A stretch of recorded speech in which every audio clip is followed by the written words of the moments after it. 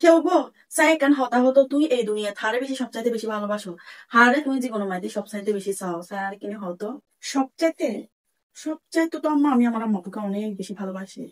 কারণ ছোট থেকে আমার আম্মা আমাকে অনেক কষ্ট করে মানুষ করছে, অনেক বড় করছে, পড়ালেখা করাইছে, এত বড় করছে। তো সবচাইতে বেশি আমি আমার আম্মাকে সবচাইতে বেশি ভালোবাসি। ও বউ বুঝছি, মামা পরে বেশি ভালোবাসো। হাইবে আর বাজাইবে তো মামা ফোর ইয়ে তো আসা হতা। কারণ বুঝছি তো আমার বাপে তোমার 25-26 বছর ফাইলি হাওয়াই বড় বইছি। কিন্তু বাকি 50 বছর তো তুমি আর লগে থাকিবে, আড়াই তো তোমার হাবাই তোমার ব্যাগ কিছু আড়াই তো চাই। ওর ওরই তখন কি আর আপন নয়, ওর ওরই আর হয়জনে বা আপন হবে। বিয়ে হয়ে গেই তারপরে এখন মা বাবা তো চুরি না পারে, মা বাবার লগে এখন জুড়ি দেখি। ইয়ান শিখে আসু যায় আর কি, বড় বাড়ি তুমি মা বাবা তুমি আর কি শিখে আসু। আমা, এইসব কিছু না আমি আপনার কাছ থেকেই শিখছি। খাও ঘরের আর বাজাও অন্যজনের। কারণ সারাদিন ঘরের কাজ করি আমি, ঘর সামলাই আমি, আপনাদের সেবা যত্ন করি আমি।